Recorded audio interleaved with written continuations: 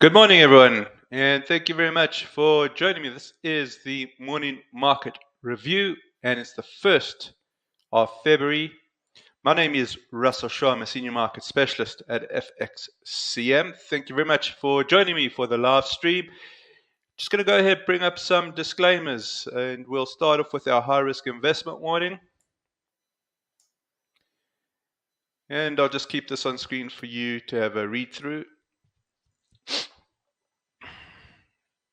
Hey Raj, good morning to you. Welcome.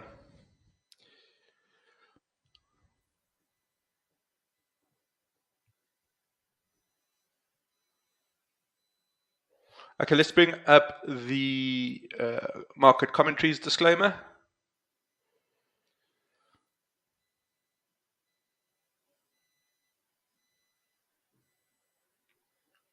Fantastic. And let's kick off with the real rate.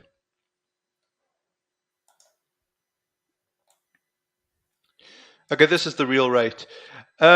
What's the big news? The big news was the FOMC meeting last night. Rates were effectively held as is. That was expected. There was a pushback on the rate cuts for AKD. Good morning to you. There was a pushback on the rate cuts for March. Now, what's about last time I looked at it was around about 45% probability. Now it's gone down to about 35% probability. So the idea here is that the rate cuts are perhaps being priced out. Ray's saying thinks our story has taken a small diversion. I'm not so sure. I'm not so sure. The key is, the fact of the matter is, inflation is under control. We don't need to see better data than we've seen. We have seen good data. We've seen the core PCE coming down. I think it was at 2.9%. And if you look at it on a month-by-month basis, it was at 0.1%. You annualize at 0.1%, we're at 2%. If you take a look at it over sort of a 3-month average, we're under 2%. So the story, I don't think, has changed all that much, Raj. In fact, if we take a look at our real rate, we've actually got the break through the trend line over here, which we didn't have yesterday. We've got the break here through this trend line on the RSI. Let me just make it easier for everyone to see.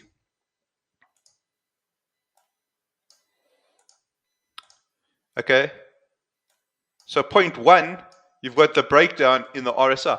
So it looks, hey Kim, good morning to you. Hey Mia, good morning. So it does look as if the story is still playing out.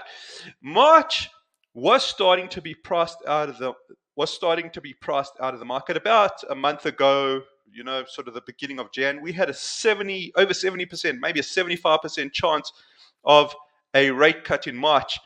As of sort of the beginning of this week, middle of last week, it was under 50%, and now it's at 35%.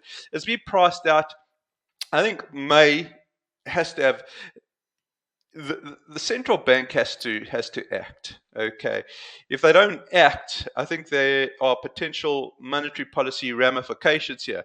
The idea here is: are we going to see the markets continue as they've been, which is what have the markets been doing? They've been pricing in rate cuts for 2024. They've been pricing in rate cuts for 2024, and I don't think that has changed.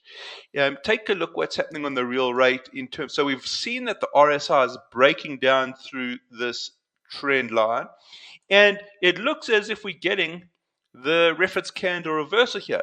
Let's just understand what a reference candle reversal is. And the reference candle reversal would look something like this. This is the most basic way. There are complex patterns, but we're just going to deal with the basic pattern today. Let me do that again. There we go. And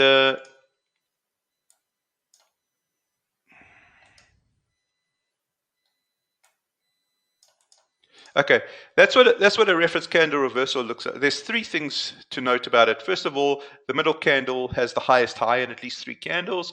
The candle to the right will be taking out the low of the reference candle, and then most importantly, the third condition, it's got to close below. So here's the reference candle. You can see that the candle to the right has taken out the reference candle's low. Now we have to see, and we'll only see this at the close of the week, if we get a close below the reference candle's low. The fact that we've got this break at number one, I think is interesting. Um, Perhaps suggesting that we do get a completion of the reference candle.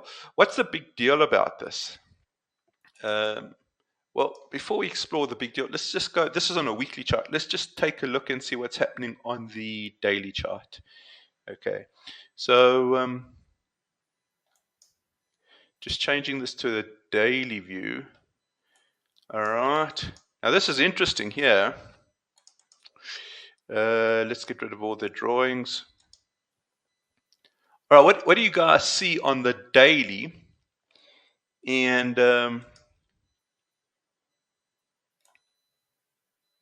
you can see over here.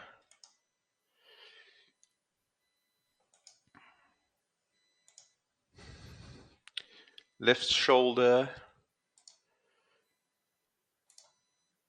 head. Okay. And the right shoulder looks as if it's finally starting to complete. Okay. And if you take a look at the momentum on the daily chart, it's broken below the 50. Okay. So we'll carry on watching this. Rates, despite the Fed pushback for March, they're going to be coming down in 2024. Okay. Now, if we get a pushback in the, so not a pushback, if we get a completion of the head and shoulders pattern, if we get, going back to the weekly chart, a completion of the reference candle reversal, what's the big deal? So now what we're going to do is we're going to introduce the dollar. So this is the way we've been analyzing this. Let's bring in the US dollar. And sorry, I'm going back to daily. I'm going to click the plus button over here.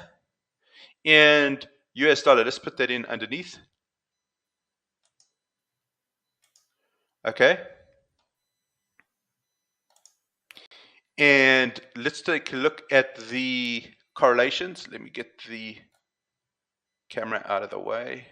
Let's put it sort of over there in the top left corner. All right, the correlations as the real rate moved up,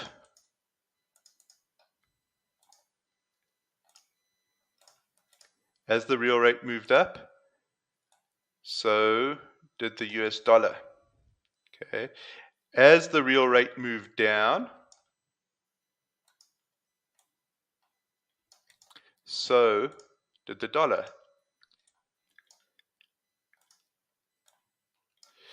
I'm just trying to get this, there we go. And now what's happening is there's a little bit of a break in the correlation. This is where it's getting interesting. Over there to there, okay, it's moved up. That's there. And now here's the break. Okay, so here the real rate's coming down, dollar moving sideways. Okay, so it seems to me the dollar has some sort of catch up to do here. I don't see the real rate moving up. I don't see the real rate moving up. There is going to be a decline in interest rates over 2024. And let's just put in the correlation coefficient here. So just go through to indicators, put in correlation coefficient.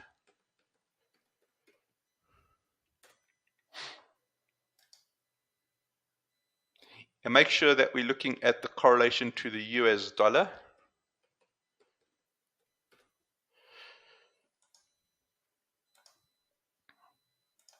Okay, and by and large, It is very strong. Okay, the correlation coefficient is pretty close to 1, except in a few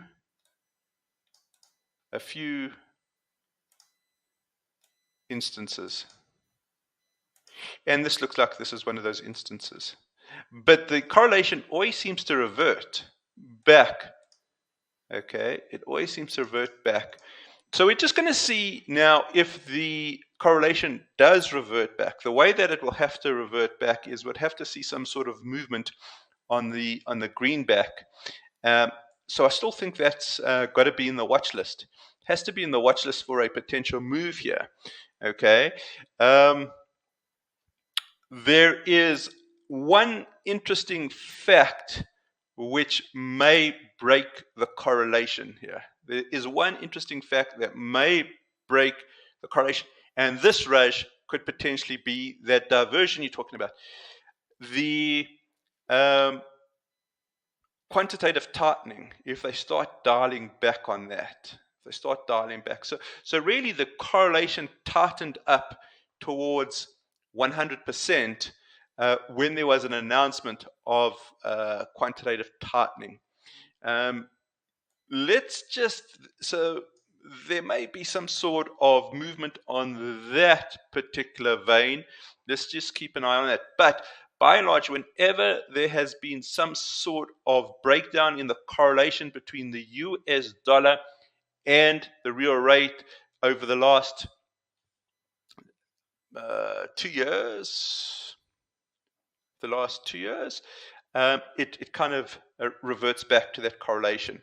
So what we can do here is we can start looking at the US dollar and see if there are signs of reversion to that correlation. Okay, so let's take a look at US dollar on a weekly basis and just see what's happening there.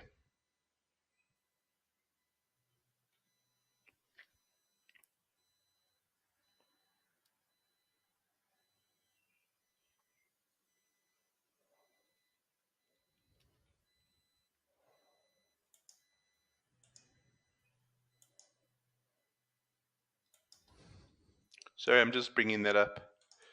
Bear with me a moment.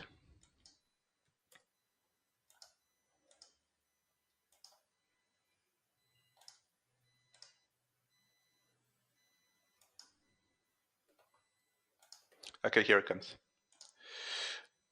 Apologies for the delay there. All right, so this is the US dollar. It is now challenging. Let's take out this arrow here because we're going to have to watch this very carefully. The idea here is the US dollar has reacted positively for this week. And you can see that the RSI is now hitting that 50 and looking to try and move above it. If there is going to be some sort of reversion, then we would need to see some sort of breakdown and would need to see some sort of movement down in the RSI. Okay, so we just need to keep an eye on that. Why would I be looking for that as the preferred direction? Because the correlation between the real rate is usually tight, and when there is a diversion from it, it seems to revert back to that tight correlation. We are seeing that diversion now, and because we're seeing that diversion now, I would expect to see dollar showing signs of reversion. Now, the fact of the matter is, if we go back to the real rate, and let's just take a look how it is behaving today.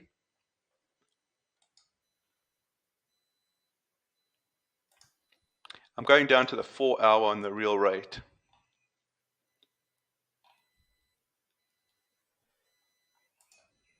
Okay, so this is interesting. Let's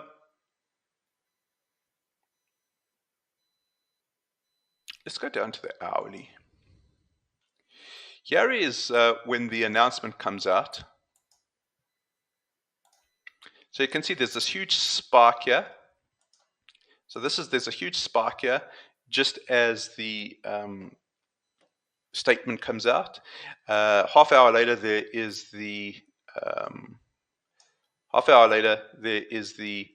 press conference, and then it just sort of collapses. Then it collapses. And now take a look at what's happening to the real rate. It looks as if there is some sort of gravestone doji. It tried to push up, and now potentially kind of maybe looking to move back down. It's interesting just to see that after the press conference, it just sort of collapses. Okay, let's go through now to the US dollar and take a look at the US dollar on the daily chart.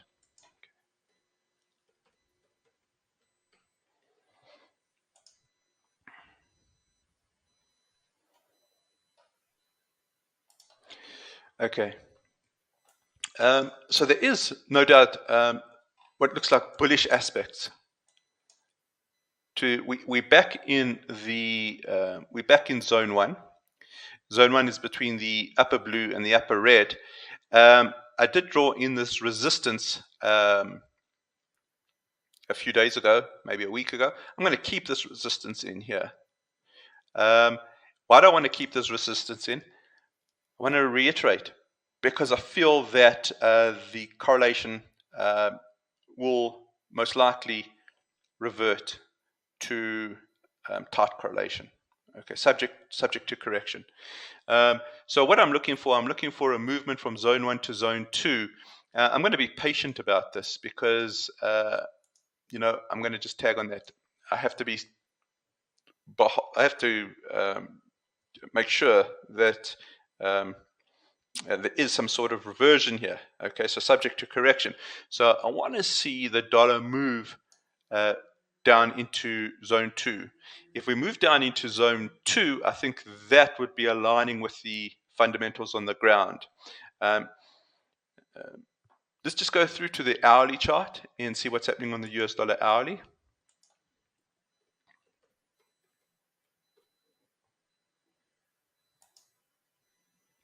All right, I'm just bringing up the hourly chart here. And just as we start trading for the day, so the cash markets will open in under 2 minutes. It does look as if we've got some sort of selling tail coming in. Now, watch carefully the stochastic here. If the stochastic holds in this upper quintile, then I'm wrong. Then I'm wrong for the day. And then the dollar has an underlying momentum behind it. But if it falls out of that, upper quintile, and we kind of get a movement down here, that to me would seem like there is that relationship starting to tighten up. Okay, does that make sense? So I hope the sort of explanation here hasn't been too convoluted, but I just feel that the break in here is potentially setting up the dollar for a decline, subject to correction. Okay, right. Let's just take a look, see what's happening on DAX and gold, just to tighten up this. Okay, Raj, see you tomorrow. Let's just take a look. Let's take a look at gold first, just to see how that features in terms of this hypothesis that's being built here. So let's go through to the gold weekly chart.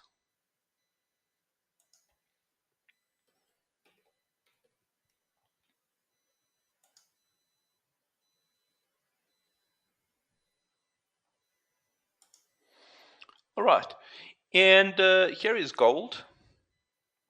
Here is gold. And again, I just want to point out the fact that we've got a break in the RSI to the upside. Okay, so that's not a primary, it's not a primary signal, it's a secondary signal. But the fact is that the RSI is pushed above a downsloping trend line, and that downsloping trend line break suggests an expansion in gold momentum. Well, why would gold momentum be expanding? I think it's got something to do with that reversion back to that correlation we've been talking about.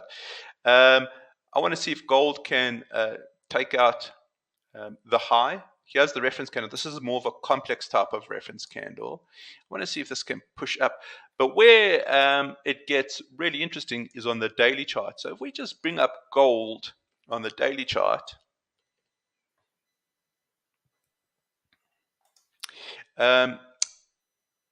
it's gone into zone 1. Okay, so let me just bring that up. It's gone into zone 1. And the fact that it's gone into zone 1 means it's gone into the bullish area. We've got the RSI pushing above 50. Why would gold be showing strength? Something's wrong. Either the dollar's mispriced here or gold's mispriced here. So we just got to keep an eye on that. The truth of the matter is there's not much directional movement here. So there has to be an expansion in the Bollinger Bands, but that will come assuming that the dollar reasserts its relationship with the real rate. Okay, so just interesting to see that gold hasn't fallen out. Okay, given the fact that the Fed pushed back on that March rate, if anything, it's been quite sort of resilient and it's hanging around in that zone 1. Yes, there is resistance here. But the idea is it's still holding between the upper blue and the upper red. So let's keep an eye on that. Let's just take a look and see how the DAX is reacting. The cash market is now open.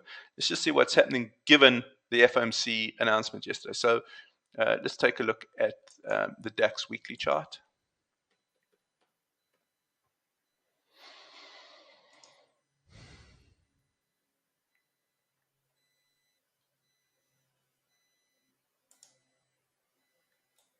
All right. So there is a breakup here in the RSI, a breakout at 1. We do have a bullish reference candle reversal here. Here's the lowest low in at least 3 candles. Last week, we got the candle to close above the reference candle's high. The 30-week exponential moving average is moving in that northeasterly direction, but we've got some red here. Well, this looks to me as if it might be exploitable. In other words, we've got to ask ourselves, is this a dip? Is this a dip in the uptrend? Let's see if we can get some clarity on that. Let's go down to the daily chart.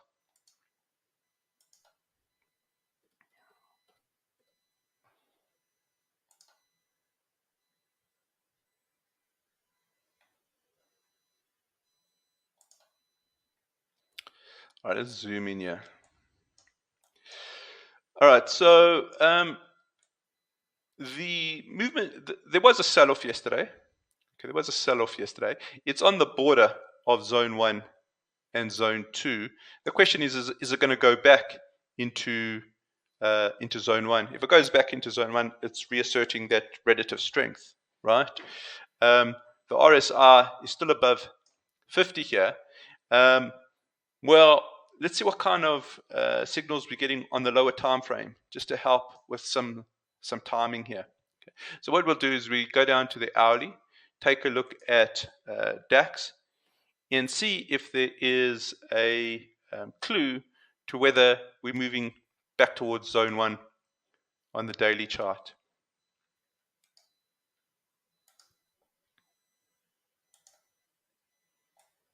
Okay. There is some sort of support here.